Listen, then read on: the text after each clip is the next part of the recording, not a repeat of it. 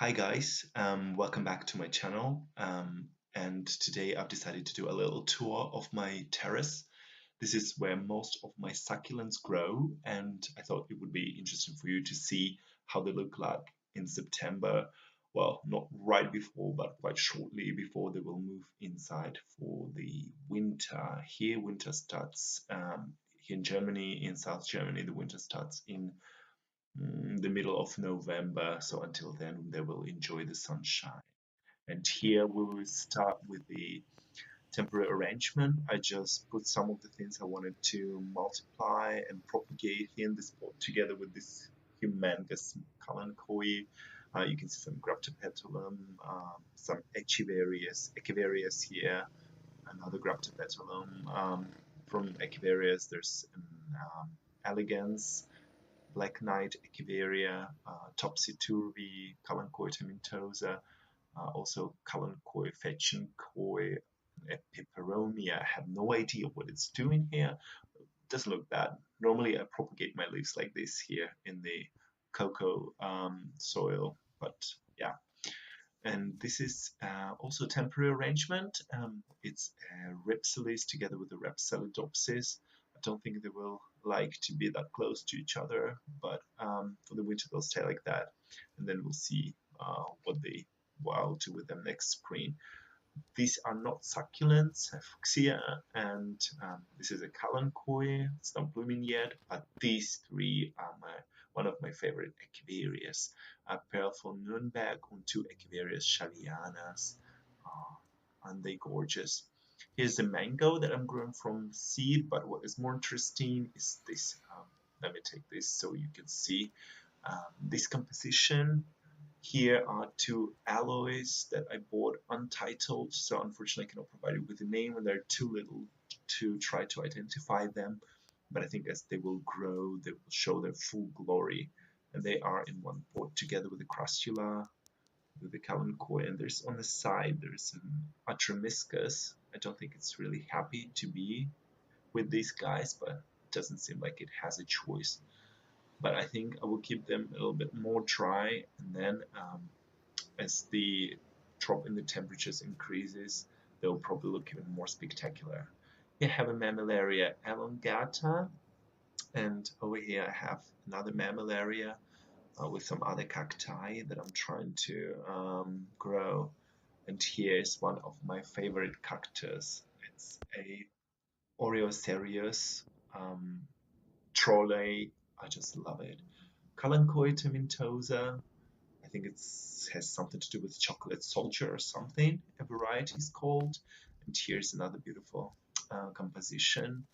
There are two Echeverias there, Agavoides and Black Knight. Black Knight was in bloom, you can see, not that long ago. And I think here comes another spike. And here you can see Sina crassula, Yenayensis, whatever it's called. Got these names, but it's tried to crest, and I think it looks amazing. I just can't wait for it to be in bloom. And here you can see a Crassula perforata, and then also Crassula ovata. And as the difference between night and day temperatures increases, they just look more and more spectacular. There are some sedums inside which cannot grow very well because big guys shade them. So I think I'll have to do something with them. And here again, Cinecrassula for you. Oh, and these like scarlet tips of the petals of Crassula agavoides. I just find it so beautiful. Moving on, further, there's also a little succulent there. Poor guy struggling. But this composition I want to show you.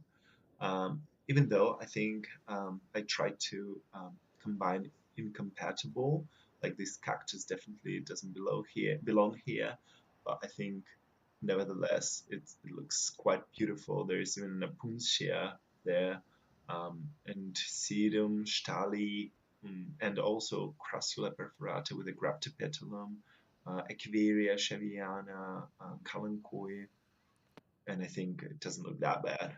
And also you can save on the pot using things like this. Yeah, this is one of my favorites. Actually, it's only this year that I tried to do the succulent gardens. I don't think it's too bad. Here's an Echeveria from Nuremberg, trying to grow 3 pops on one stem. I'm really interested to see how it's going to develop. Here's another Echeveria untitled. I just found it on my university campus and took a piece for myself. And here's an agave. I brought it with me from Sardinia, and I'm trying to root it at the moment. So hopefully it's gonna work out. Here's a crassula, Buddha temple, and also another crassula next to it. I'm gonna put the name on the video for you guys so you can read it. But I really like how they look together. This little crassula doesn't grow too much, and with this Buddha temple, I think it's just beautiful. And Graptopetalum bellum, I cut off the head and now it's trying to grow. These are some Echeverias that I'm trying to grow from leaves. I hope this is a black prince here in the middle, Echeveria cheviana, and there are 2 sedums and a fluffy Echeveria. I always forget the name, but hopefully they will grow and develop into something nice. 2 more alloys, alloy humilis, and also another alloy I don't know the name of, but it's not that important. I just find them 2 very beautiful. As they were little, I put them in one pot, but now I'll probably have to separate them. This is another succulent arrangement, 2 crassulas, hobbits, no, no, something like that, and then Echeveria chroma, and a little castle. Echeveria chroma actually developed so many pops this year.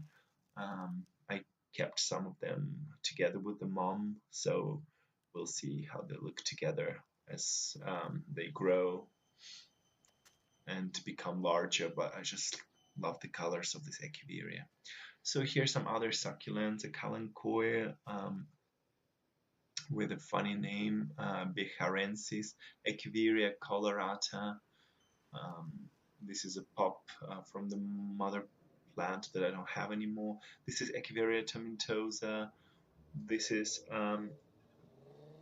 Echeveria topsy-turvy alloy. I also don't know the name of, but I really like this one. I really like this particular one, so I'm really waiting to see how it's going to grow. One more time, Echeveria colorata, and you can actually see how different these 2 are. Look, this is so pale, and this is just wow, these colors. Graptopetalum ghost plant. It's a little bit smaller than Graptopetalum paraguayensis, and this Echeveria with red leaves. Wow, yeah, I bought it very recently, so it's not in a very good shape, but I'm gonna try to improve it. And I want to show you my Falcaria Felina. It opened its flower only today. Isn't it beautiful? Oh my God. I really didn't think it would flower for me this year, but it still surprised me. And what a beautiful surprise on a September day. I just love it. It's funny where I grow it. I just put it on this pot and kind of rooted itself into the soil, and now I cannot detach it, but I'll have to do it. I'll have to report it when the winter comes. But for now, I will just let it bloom.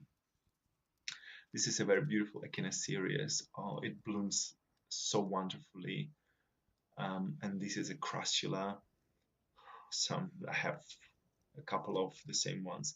This is a Echeveria peacockii, and an alloy which is actually very beautiful, but I'm kind of not on very good terms with this.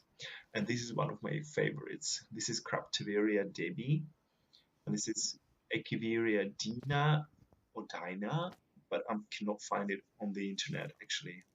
So I'm going to show you these beautiful blooms of Graptiveria debi. Look at that. Oh, I cannot wait for these flowers to open and show themselves. Um, yeah, but this Echeveria Dina would be interesting to see what it develops into. I also bought it very recently, like a month ago. This is a mammillaria blooming right now in September. It's very nice.